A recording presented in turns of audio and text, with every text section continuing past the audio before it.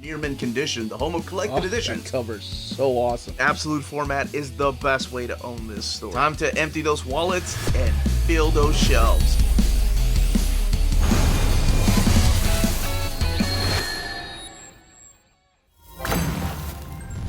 How's it going, all you minties? Uncanny Omar here from Near Mint Condition, the home of collected editions.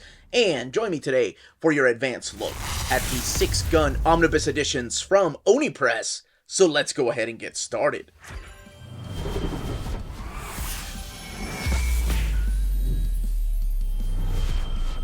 This video is sponsored by Oni Press, so thank you to the folks at Oni Press for sending us advanced copies of these Omnibus editions. And that's what we're going to be looking at today.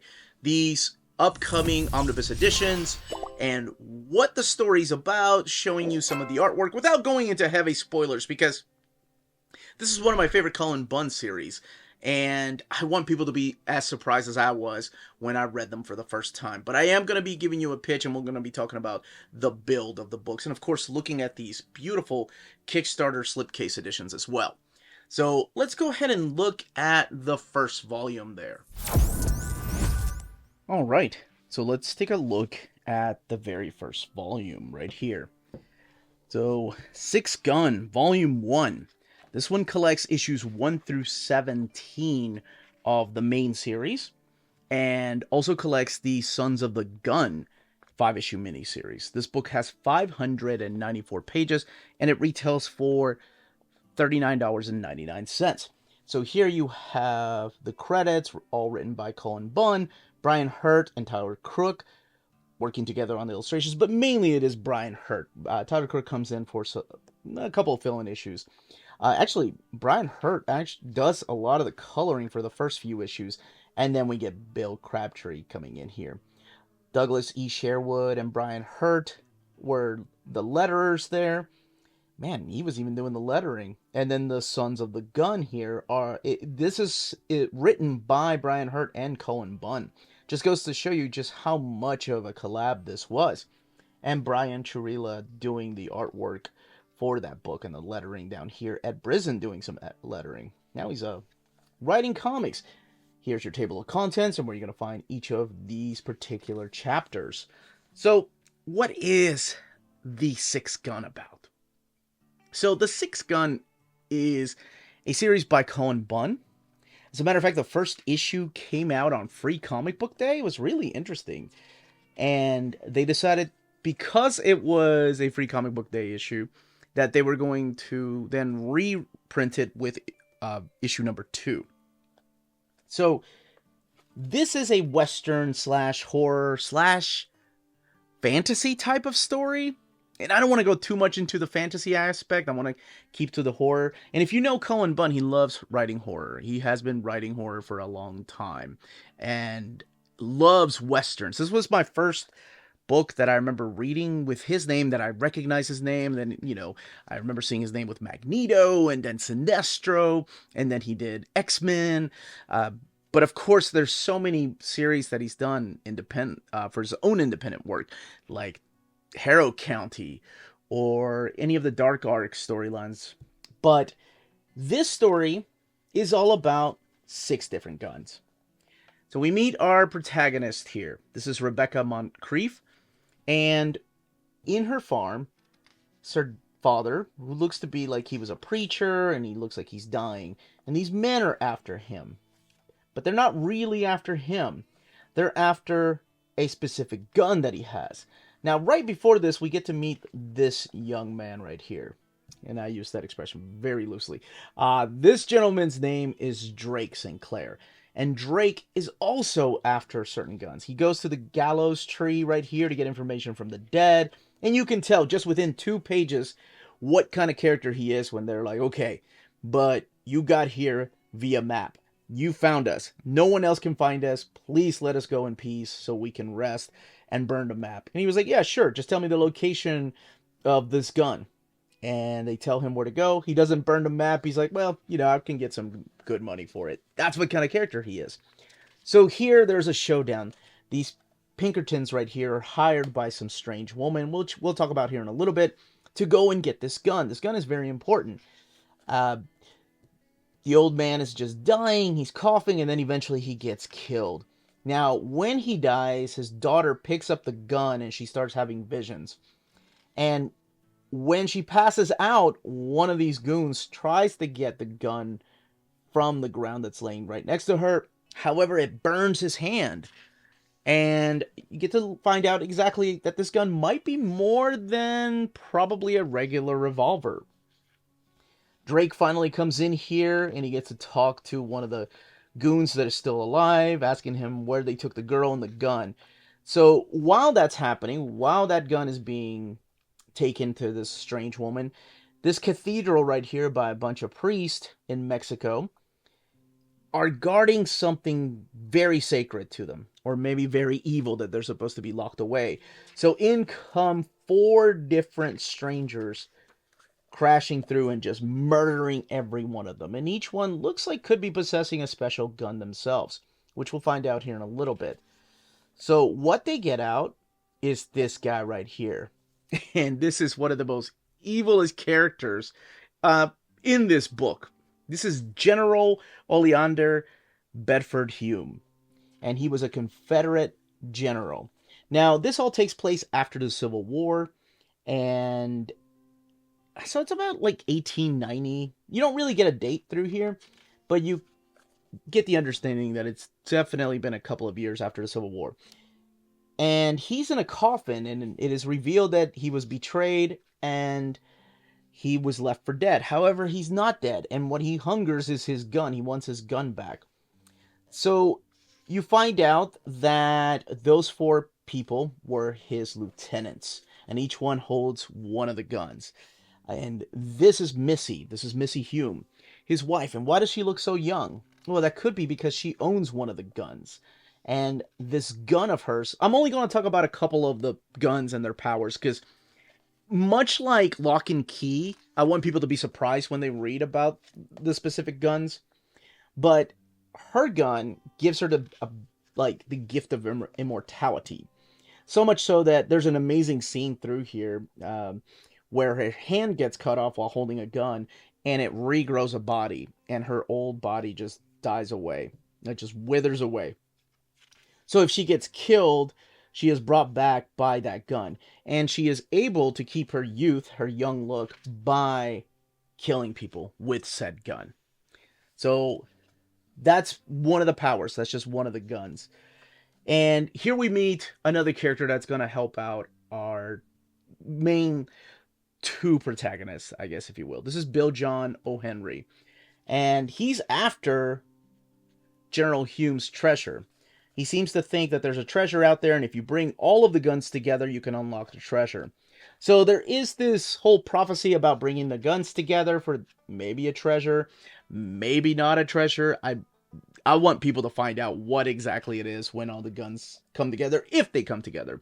So the 4 horsemen, as I like to call them, because, I mean, let's just face it, they're 4 dudes riding a horse, are bloodthirsty Bill Sumter, this guy right here who has a gun and has its own power. This is Filthy Ben Kinney.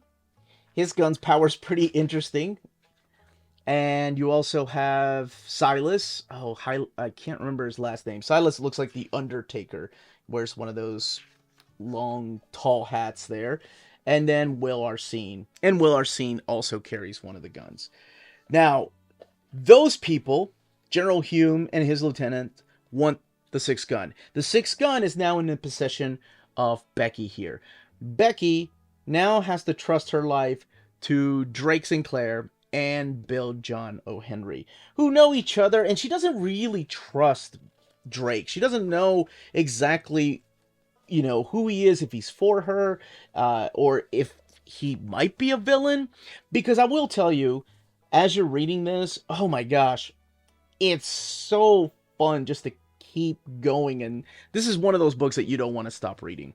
It's so many mysteries and twists and turns and characters, and you get really wrapped up in these characters. Like when something bad happens to these characters because there are bad people out there, it hurts, and you're like, oh man, that sucks. I wanted to see that character go through this whole journey, because there are a lot of characters that play important parts through here.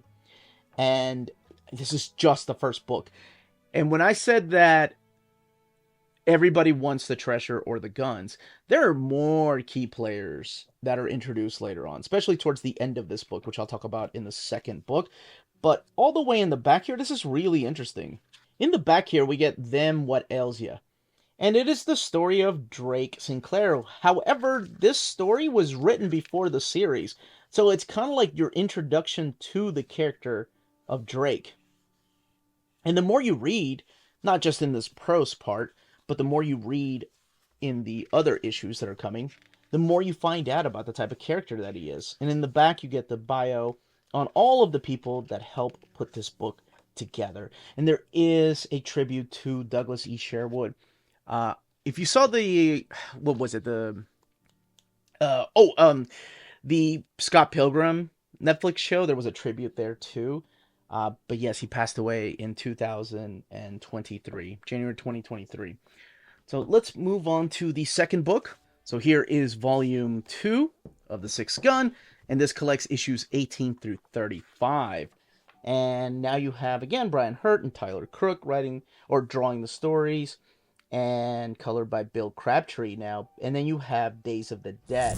The other miniseries in the first volume, I know I talked about the first volume a lot, but the miniseries explains how General Hume and his lieutenants got together and how they ended up with some of the guns and what the guns' powers do, like in full detail.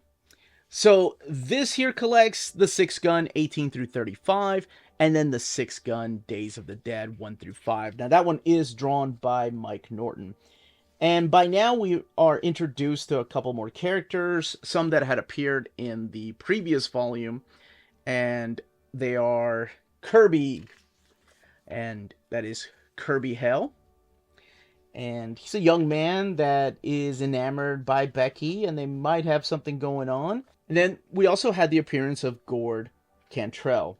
So he appeared in the last volume towards the end, but plays a bigger part through here. There is a really cool issue right here. This is issue number 31, I think? Or no, 21, I'm sorry. Jumping the gun. No pun intended. 21. 21 is nothing but a silent issue. It's like one of those Marvel Nuff Said issues. And it's done so well because it's like, it's the finale wrapping up a particular story that's been building up since the previous volume. And it's just done so well. And part of the reason why I enjoy this book so much is because of the artwork here by Brian Hurtt, who had worked before with Cullen Bunn. I promise I'm not going to flip through all the pages. There, let's skip a little bit. He worked with him on this series called The Damned, and this is Kirby Hale that I was talking about. There is some adult situations in here, so there is some nudity, but mainly it's the violence.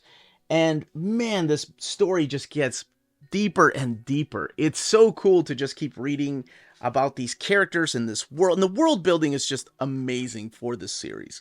And we keep getting introduced to characters. Like this is Asher Cobb. I'm a big fan of this character. He appeared towards the end of the last volume. But in here, he kind of lets everybody else know, like he was right there with Gord and he was there with Kirby, what exactly he wants. And meanwhile, Drake and Becky get separated. Now you have supernatural forces here that are wanting the gun.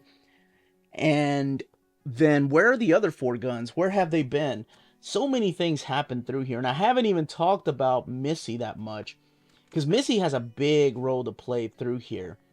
We get a bunch of flashbacks as to how long the guns have been around, and maybe they weren't guns to begin with. Maybe they started off as swords or clubs in a different time. So there's elements in here that I didn't really see coming. Here, let me look at the miniseries so you can get an idea of what that looks like right here. So here we have the Days of the Dead. And this is all about this character right here, Brother Roberto Vargas. And this other character named Jessup. That's Jessup Sutter. And it's their story pretty much set in the past. Now, they play big parts throughout this volume right here and in the next volume.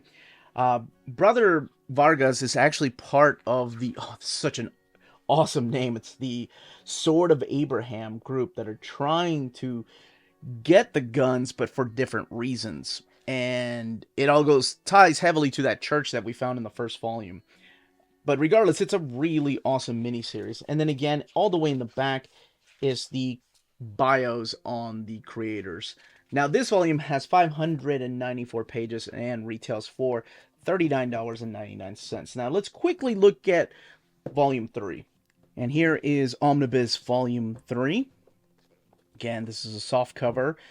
This does have, here, let's stick to the front here, glued binding right there and a flat spine. And we'll look at the Kickstarter versions here in just a minute. So this volume right here collects issues 36 through 50, wrapping up the series. There's also the mini-series in here, The Valley of the Death, 1 through 3. And there is the Dust to Dust one-shot.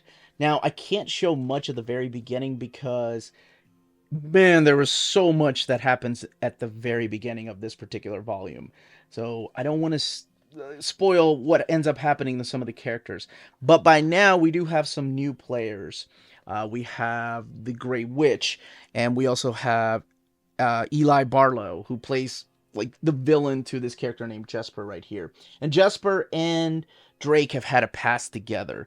But it's not like it's always villains, because we also get some new heroes. We get Nadawi that shows up through here. And she's got a big background. So the Grey Witch is a really interesting character as far as like being an antagonist, because she represents a part of the book that, you know, we talked about the horror element to this, and a lot of the guns do have horror elements to this, but it's more of a fantastical element to the book that she adds. Very interesting character. Like, you never know who to trust in here, and who will end up with the guns, and what the guns will do when they come together, if they even do anything. And how old is Drake exactly? Because you're hinted at it through here, how long Sinclair has been around. So I think this is about the only parts I want to show you right here, just to show off again this wonderful artwork. I will say, if you like things like Mike Mignola's Hellboy, or BPRD, or Baltimore, or Lobster Johnson, that's what this really reminds me of. It's a lot of that, and a lot of like Lock and Key. If you like those type of stories, you're gonna really like this. I was a big fan of this series. So in the back, you're gonna find the Valley of the Death right here. This one focusing on the Screaming Crow character and a young White Wolf, and then Dust to Dust. And Dust to Dust is mainly about this character named Bill John O'Henry, who I really didn't talk about, but man, I love this character. And I don't know if Gunn, I almost called him Gunn, if Bunn intended for him to be a key player in here, but I'm glad that he plays the role that he did. Now, in the back is where you're going to find a couple of extras like this, like the little 6 gun, and then the creator bios. Now, one thing you probably notice as I'm flipping through here, and actually, let's flip through the first volume, because I don't want to spoil what happens in any of those. So, in the first volume, whenever we get to another issue, it says Chapter 2, but there's no covers. So, the covers are not collected in these editions. They are left out of these editions. They are not here. And I didn't even talk about Gord. Oh, surprise yourself. You're going to love it. And they're not in the back. However, no previous edition, like the Gunslinger edition or the deluxe editions or the trade paperbacks, have ever collected this right here. This is Shadow Roads. And all I will say about Shadow Roads as I'm flipping through here is I would read this after reading the last volume. Like, they were working on this alongside the 6 gun ongoing series. This one is by Cullen Bunn and Brian Hurtt writing the story. AC Zamudio is the artist, as well as Brian Hurtt. And Carlos Zamudio is the colorist, and then lettered by Crank. So the stories that you're going to be reading here were written and drawn at the time that they were doing the 6 gun. When they take place, I don't want to answer that, because it would spoil what happens at the end of the 6 gun and what the payoff is. So this is mainly focusing on the characters of Barry Weathersby, Who else is it? Chester Smith, he goes by Ghost Eyes. Isabel O'Dooley. And there's a couple of characters from the main series that appear through here, but I'd rather people just be surprised about this. This also has a lot of supernatural elements, has a little more horror in it than the last few issues of the Six Gun. And this right here, this particular volume, collects all 10 issues of the Six Gun, The Shadow Roads. This one has 256 pages and retails for $29.99. And in the back, it's just the biography on the creators. So let's take a look at the hardcover editions. Now, Oni Press, as I mentioned, was kind enough to send me their Kickstarter slipcase editions of the Six Gun. So I wanted to take a quick look at these like I promised. So here's the slipcase, each one of them coming in a slipcase.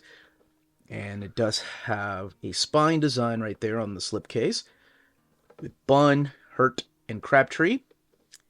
And the Six Gun and the volume number right there and the Oni Press.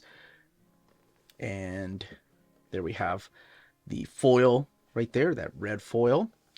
Has a faux leather look to it, not a feel, but just the look to the slipcase. And then the books themselves, they do have flat spines. And yes, that is a ribbon. But these do have sewn binding. There we go. And these are printed in a thick, glossy paper, very similar to the paper stock that they use for the softcover Omnibus editions. But yeah, the big difference is, of course, being that it has sewn binding. And as far as the extras, there's really nothing extra in here that is not in the softcover edition.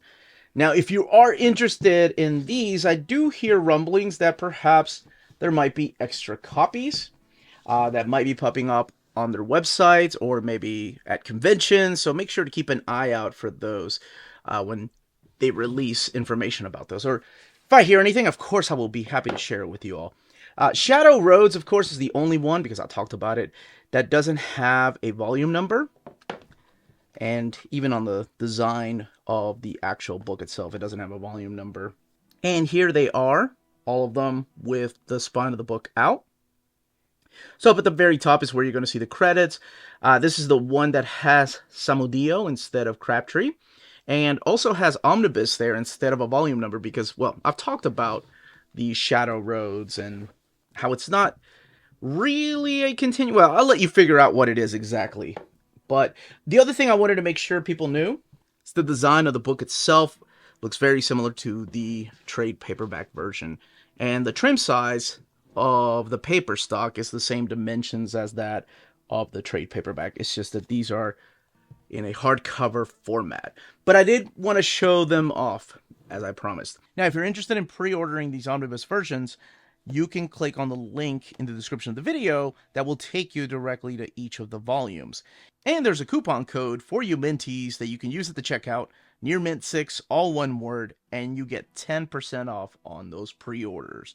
And again, the links to the pre-orders are available in the description of this very video. And that, as they say, is that. And that was the content, page count, and build of these particular editions. Let me know in the comments down below if you plan on picking these up, if you've never read the Six Gun and you're going into the series completely blind, or if it's one of your favorite series and you've been wanting to get them in a bigger format. And if you have any questions, leave those down below. Thank you all so much for watching. Smash that like button on the way out. Everyone stay healthy and safe out there. Much love.